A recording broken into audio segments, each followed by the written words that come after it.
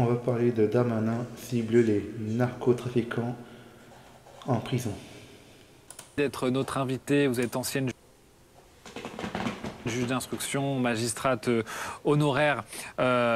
On va revenir sur les propos et les souhaits de Gérald Darmanin. Pas sûr qu'il puisse aller aussi loin. Ça dépendra déjà de la durée du gouvernement. Ça dépendra aussi des moyens qu'il aura.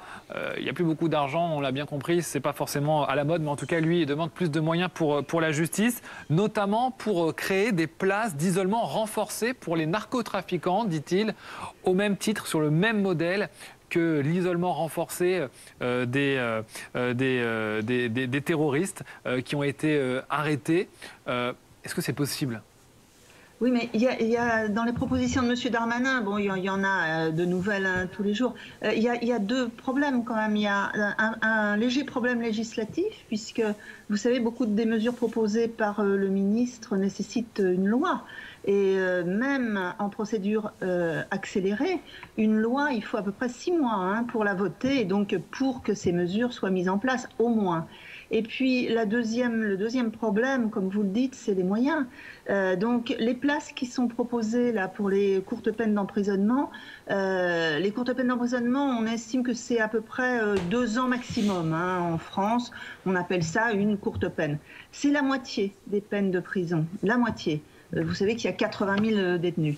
Donc, je ne sais pas comment on va faire pour aménager des prisons particulières, peut-être un petit peu moins dures, pour la moitié des détenus, c'est-à-dire pratiquement 40 000 personnes. Alors que l'actuel plan 15 000, 2017-2027, donc sur 10 ans, on est à 7 ans de ce plan. 15 000 places de prison devaient être construites et il y en a seulement un tiers de construites. Donc s'il faut encore construire des places dans des établissements spéciaux pour les courtes peines, mais c'est absolument impossible, pas seulement budgétairement, mais pratiquement. Quant au statut renforcé d'un certain nombre de trafiquants, vous savez que ça existe quand même déjà. On a les détenus particulièrement signalés qui font l'objet d'un classement par des commissions, parce que ce sont des conditions de détention à l'isolement. Alors c'est pareil, à l'isolement, il veut mettre les narcotrafiquants à l'isolement. Très bien, ça serait l'idéal d'ailleurs pour tous les détenus d'être à l'isolement. Mais il n'y a pas de place de prison, c'est bien le problème. Donc où est-ce qu'on va trouver des places pour mettre tous ces gens à l'isolement, en plus des terroristes, en plus des personnes qui sont condamnées en bande organisée, etc. Vous voyez, il y a un problème pratique. Robin Binsart, bonjour. Vous êtes avocat pénaliste. L'idée, justement, d'avoir des isolements renforcés pour les narcotrafiquants, pour éviter tout simplement que, comme des terroristes ne puissent pas planifier des attentats dès lors qu'ils sont en prison, et bien que ces narcotrafiquants ne puissent plus continuer à gérer des trafics, parfois depuis leur cellule, parfois comme ça arrive. On a eu des exemples. Oui, moi je partage ce que dit M. Darmanin. Il faut plus de places de prison, c'est une certitude. Mais ces places de prison, il ne les faut pas pour incarcérer plus et pour les courtes peines. Il faut ces nouvelles places pour proposer des conditions dignes de détention aux personnes qui sont déjà incarcérées. On sait qu'aujourd'hui, il y a 78 000 détenus pour 62 000 places. Il y a un problème considérable de surpopulation carcérale et on ne pourra jamais lutter efficacement contre la récidive si on n'offre pas des conditions dignes. On le sait. Une personne qui travaille en détention, qui suit un diplôme, qui a des activités ou qui suit des soins, a beaucoup plus de chances de se réinsérer et de ne pas récidiver qu'une personne qui est laissée à l'abandon. Et ce que propose M. Darmanin, c'est-à-dire d'incarcérer plus pour les courtes peines, eh bien ça ne fera qu'augmenter la surpopulation carcérale et augmenter la misère qui règne aujourd'hui dans les prisons. Donc je pense que le raisonnement qui est proposé par le ministre est incomplet. Oui, il faut des places, mais pas pour incarcérer plus, pour incarcérer mieux. Et est-ce qu'il faut incarcérer moins, c'est-à-dire ce qui est la doctrine actuelle, tenter de trouver des alternatives, en tout cas pour les plus petits délits, faute de place justement dans les prisons, ou est-ce qu'à l'inverse, il faut, comme le dit Gérald Darmanin, que tout le monde fasse sa peine et qu'on construise des nouvelles prisons spécialisées pour la petite délinquance ?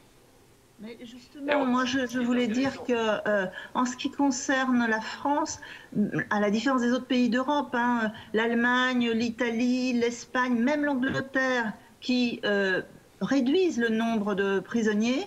La France n'utilise pas assez les peines de travail d'intérêt général, de bracelet électronique, de semi-liberté pour les détenus. Et donc, on sait très bien que ces peines sont beaucoup plus efficaces pour lutter contre la récidive. Quand vous mettez quelqu'un au travail, c'est beaucoup plus efficace ensuite pour se réinsérer. Et encore une fois, c'est la moitié des détenus, les courtes peines. Donc, c'est là-dessus qu'il faut faire un effort, mais pas un effort de construire des prisons. C'est impossible de toute façon.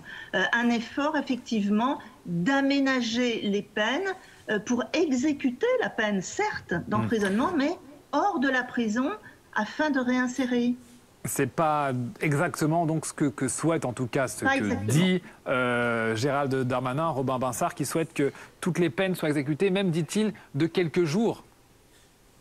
Il n'y a rien de pire que les courtes incarcérations, parce qu'en fait, on va désociabiliser un individu, le couper de son travail, le couper de sa famille, conduire à une situation dans laquelle ses dettes personnelles vont s'accumuler, alors que son parcours carcéral ne va servir à rien. S'il est incarcéré pour quelques jours ou quelques mois, il n'aura pas le temps de suivre des soins, pas le temps de suivre une formation. Cette incarcération, elle n'aura aucune utilité pour la réinsertion de ce délinquant. Alors bien sûr, il faut un message de fermeté, et je comprends que le ministre veuille prendre des déclarations qui vont dans le sens de la fermeté. Mais on le sait, les courtes peines ne servent à rien. Et j'ajoute qu'aujourd'hui, on a déjà resserré de manière extrêmement étroite les possibilités d'aménagement de peine, puisque toutes les peines supérieures à 1 an ne sont plus aménagées. Avant, c'était 2 ans.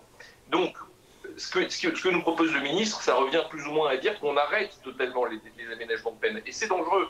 Et j'invite d'ailleurs M. Darmanin à lire les propres statistiques de son ministère, qui a sorti une étude en 2016 très très claire sur l'efficacité des alternatives à la prison.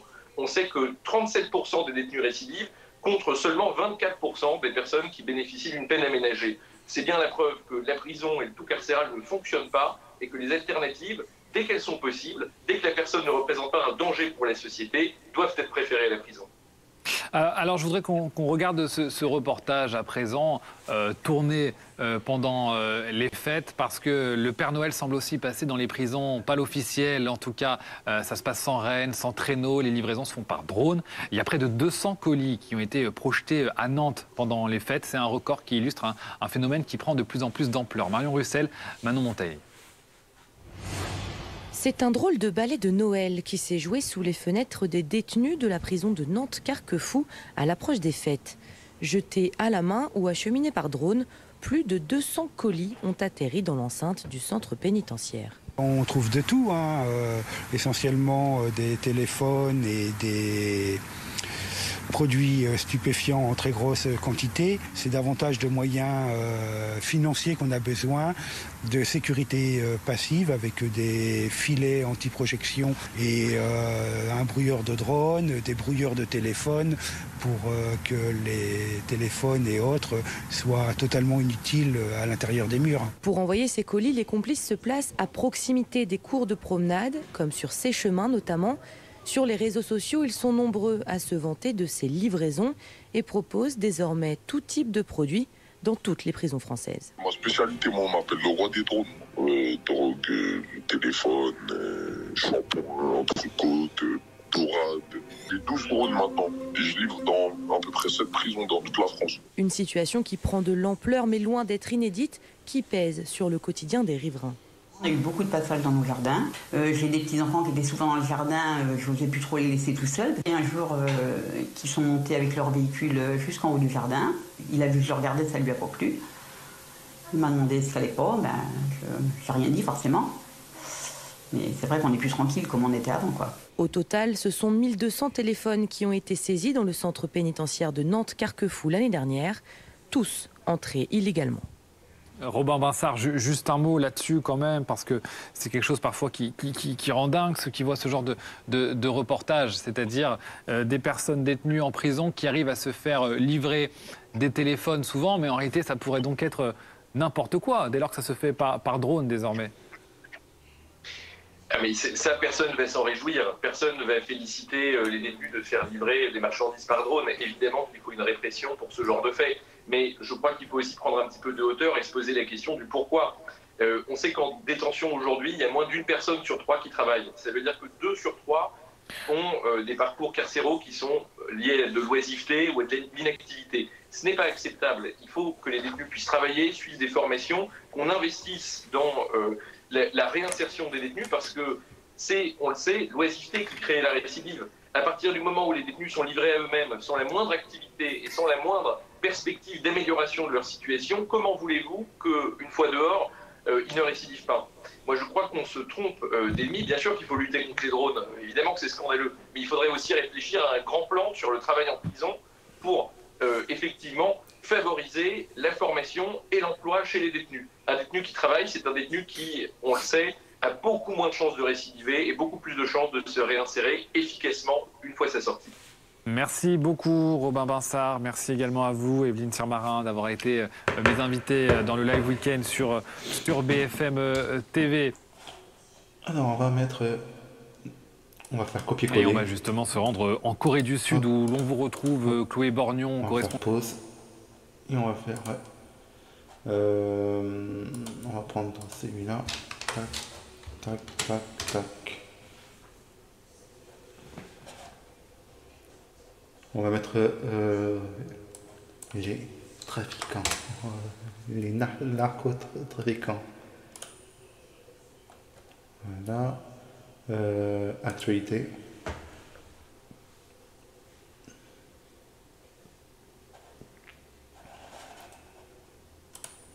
Voilà. Actualité, voilà. Et on va mettre Darmanin. Non. Voilà. Si ça veut. Si ça veut pas. Si ça veut. Si ça veut pas. Non, ça marche pas, je crois. Il n'y a pas de réponse. C'est pas grave. Isolement renforcé pour les narcotrafiquants, gardiens de prison, magistrats et avocats divisés sur la proposition de quoi. Et je sais pas quand est-ce que ça a été publié, il y a 7 minutes. Isolement renforcé pour les narcotrafiquants, gardiens de prison, magistrats et avocats, divisés sur la proposition de Darmanin. Je vais juste lire jusqu'à Marseille. C'est trop long. Et je vais vous montrer, et je vais vous mettre le lien sur YouTube. Alors, les jours passent et Gérald Darmanin inlassablement propose le nouveau ministre de la Justice. Souhaite que 100 des plus grands narcotrafiquants écroués soient placés à l'isolement comme on le fait pour le terroriste.